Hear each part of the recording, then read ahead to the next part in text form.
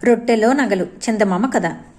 ప్రజలు తమకు కలిగే అదృష్టాన్ని ఎలా వాడుకుంటారో తెలుసుకోవాలనుకున్న రాజు ఒకరోజు రాజభవనంలోని వంటశాలలో రొట్టెలు కాల్చేవాణ్ణి పిలిచి 2 అందమైన రొట్టెలు తయారు చేయమన్నాడు. ఒకదానిని మామూలుగా తయారు చేసి రెండవ దాని లోపల విలువైన నగలు దాచమన్నాడు. వారానికి ఒకసారి ఉదయం పూట ఒక రాజోద్యోగి పేదవారికి దానధర్మాలు చేయటం ఆనవాయితీ. అలా ఆ రోజు వచ్చిన రాజోద్యోగిని పిలిచి రాజు ఆ 2 రొట్టెల గురించి చెప్పి నగలు దాచిన రొట్టెను చూపుతూ, దీనిని పాత్రుడైన వాడికి దానం చెయ్యి, రెండవ దాన్ని నీ వద్దకు భిక్షకు వచ్చేవారికి ఎవరికైనా ఇవ్వు అన్నాడు. ఆ రోజు 2 భిక్షకు వచ్చారు. వారిలో ఒకడు గొప్ప సాధువు, రెండోవాడు మామూలు బిచ్చగాడు. రాజోద్యోగి నగలు దాచిన రొట్టెను సాధువుకిచ్చి రెండవ దాన్ని మామూలు బిచ్చగాడికిచ్చాడు. సాధువు రొట్టెను అందుకోగానే అది బరువుగా ఉండడంతో ఆశ్చర్యంగా చూశాడు. రొట్టె సరిగ్గా కాలినట్టు లేదనే నిర్ణయానికి వచ్చాడేమో మరి. పక్కనున్న బిచ్చగాడికేసి ఆప్యాయంగా చూస్తూ, మిత్రమా, ఈ రొట్టె కాస్త ఎక్కువ బరువుగా ఉన్నట్టుంది. నీ చేతిలో ఉన్నదానికన్నా ఇది కొంచెం పెద్దదనుకుంటాను. ఈ పూట నాకు అంత ఆకలిగా లేదు. మనం రొట్టెలు మార్చుకుందామా అన్నాడు. బిచ్చగాడు మరేమీ మాట్లాడకుండా తన రొట్టెను సాధువు చేతిలో పెట్టి ఆయన రొట్టెను తీసుకుని వెళ్ళిపోయాడు. ఆ దృశ్యాన్ని చూసిన రాజు, సాధువు నగల వ్యామోహంలో పడకూడదన్నది దేవుడి సంకల్పం కాబోలు. సాధువును ధనవంతుడిగా మార్చడం దేవుడికి సమ్మతం కాదేమో అనుకున్నాడు. అయినా సాధువు తన రొట్టెను బిచ్చగాడికిస్తున్నప్పుడు ఆయన ముఖంలో కనిపించిన చిరునవ్వును రాజు మరవలేకపోయాడు. అయినా ఆ నవ్వు రాజులో తీరని ఉత్సుకతను రేకెత్తించింది. వెంటనే 2 గూఢచారులను పిలిచి రొట్టెలను పుచ్చుకుని వెళ్లిన 2 రహస్యంగా అనుసరించి వెళ్ళి వాళ్ళు ఏం చేస్తారో తెలుసుకుని రమ్మన్నాడు.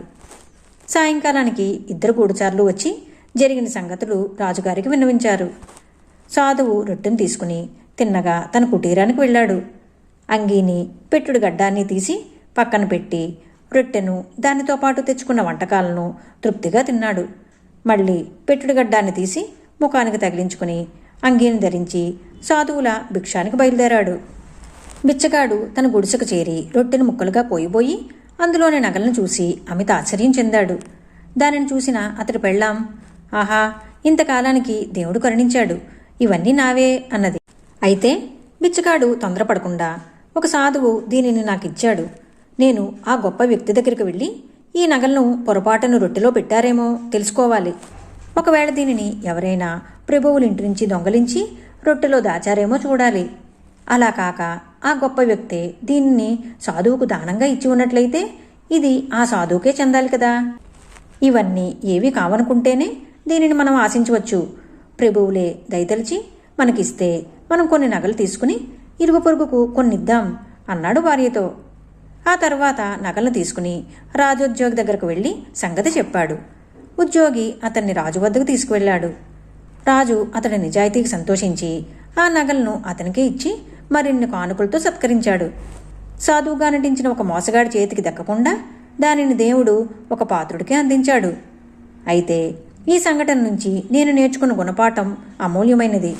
వాళ్ళు రొట్టెను మార్చుకోవడం చూడగానే నాకు తోచిన వివరణతో తృప్తిపడి సరిపుచ్చుకుని ఉంటే అసలు నిజం బయటపడి ఉండేది కాదు.